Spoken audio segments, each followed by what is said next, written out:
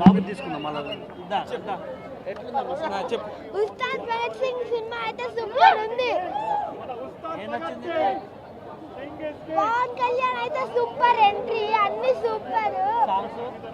Songs అయితే నాకంత నచ్చలే. డాన్స్ అన్ని అయితే సూపర్, ఫైటింగ్ అన్ని ఏమన్నా. జై ఉస్తాద్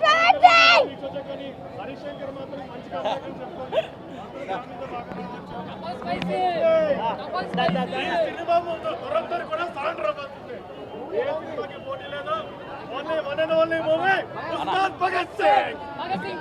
గట్టిగా ఉంది.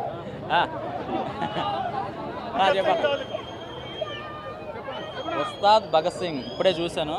సో సినిమా అయితే మాత్రం ఎవడు ఎంత ఎక్స్పెక్ట్ చేశాడో అంతకు మించి ఉంటుంది అనమాట. ఈ సీన్ పడలేదేంటి అనే లోపల ఇంకో సీన్ పడిపోతుంది.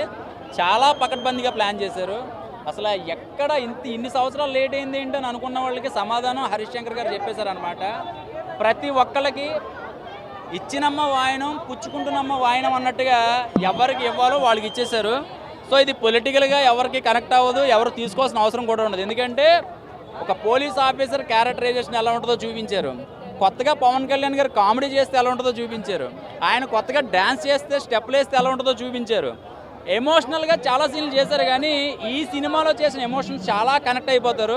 అండ్ శ్రీలీల క్యారెక్టరైజేషన్ అయితే మాత్రం అదిరిపోయింది. తమన్నా గారు కొట్టిన బీజిఎం అయితే మాత్రం ఒక 10 కిలోమీటర్లు పరిగెత్తే బ్లడ్ ప్రెషర్ ఎలా ఉంటుందో 2 గంటలు ఒక్కొక్కడికి నరాలు దిగిపోతున్నాయి బీజిఎంకి. అది ఏం తాగి కొడుతున్నాడో ఏం చేస్తున్నాడో తెలియట్లేదు. కానీ ఎటకారంగా అలా కొట్టేసి వెళ్ళిపోతున్నాడు ఆయన వేరే సినిమాకి. సో జనాలకి ఏం కావాలో ఒక మెసేజ్ అనేది ఈ సినిమాలో ఉంది.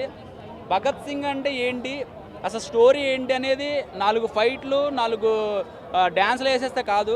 ఈ సినిమా వల్ల జనాలకి ఏం ఉపయోగపడుతుంది, ఒక సింధూర్ అనే ఒక అంతకుముందు జరిగిన ఒక పాకిస్తాన్ వాళ్ళ జరిగిన యుద్ధం ఏంటనేది ఇందులో పాకిస్తాన్ సీన్లు ఉంటాయి. పాకిస్తానోడు పవన్